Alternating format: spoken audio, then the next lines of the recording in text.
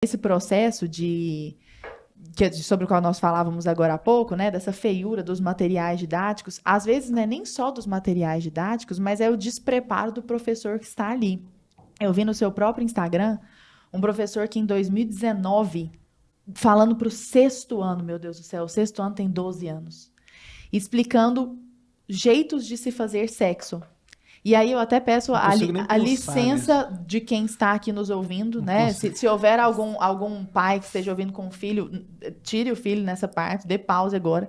Porque ele usa umas expressões assim, ele não só usa, mas ele escreveu isso no quadro. Fio terra, sexo anal, 69, sexo oral, dar o cu. E ainda puxou uma setinha e escreveu assim, cu não tem acento, que eu achei válido, inclusive.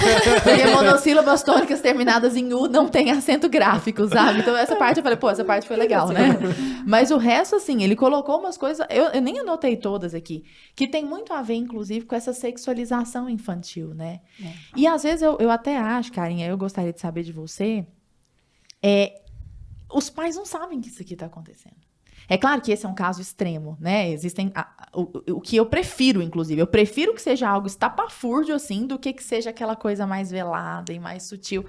Mas com a sua experiência agora no Instagram, você acha que os pais, pelo que você tem percebido, sabem o que está acontecendo? Ou eles chegam a você muitas vezes assim, Karen, obrigada por me mostrar esse mundo que eu nem desconfiava que existia. A maioria das vezes é assim. É assim que acontece. Os pais chegam e falam, eu não tinha noção. Porque eu até gostaria de deixar uma coisa bem clara. Existe uma diferença entre doutrinação e lavagem cerebral. Isso que a Isabela fala, né, do professor com a camisetinha do Paulo Freire, isso é uma doutrinação, isso é explícito. O que acontece hoje com as nossas crianças e com os nossos adolescentes é uma lavagem cerebral. Porque a falta de conteúdo, né, ou essas pautas, né, que geralmente eu não chamo de conteúdo, eu chamo de pauta. Elas são trabalhadas em conteúdos, vamos supor, vai estudar o verbo to be, né? Ele vai estudar o verbo to be em cima de um texto que vai atacar o agronegócio. Eu vou falar do agronegócio porque, né? Sim. Ou ainda, vai estudar o verbo to be com um texto feminista. Então, condiciona o aluno a raciocinar o verbo to be naquela pauta. Ele poderia escolher um texto qualquer, mas existem as pautas. Eu chamo de pauta, não sei se existem outros nomes, mas existem as pautas que você mais encontra no material didático, e é isso que eu alerto aos pais. Às vezes o pai ele fica preocupado com isso que você falou, do professor que chega e coloca lá o fio terra, né?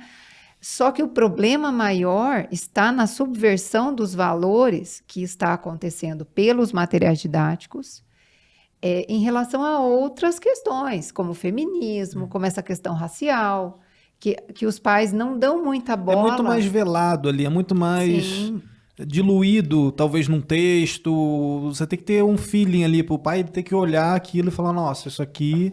É complicado. Tem uma pauta ideológica por trás. Porque o que está acontecendo é assim, Lara.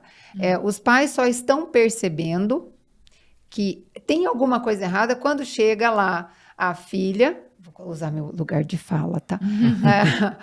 Tem a filha feminista do sovaco cabeludo, cabelo verde. Quando já passou por tudo. Lutando contra o patriarcado, vegana. E a mãe fala, mas onde é aconteceu? Que eu errei. Porque a gente sempre deu uma educação muito boa para essa menina, ela estudou nos melhores colégios. Então, amiga, mas você foi até o colégio, saber o que a sua filha está estudando?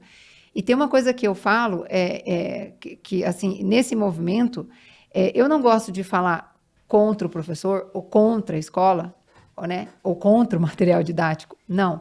É assim, pais, voltem para casa, como eu já falei, porque o problema está no material didático, na falta de conteúdo. Tem professor que doutrina? Tem. Isso aqui nós temos a prova viva de que tem.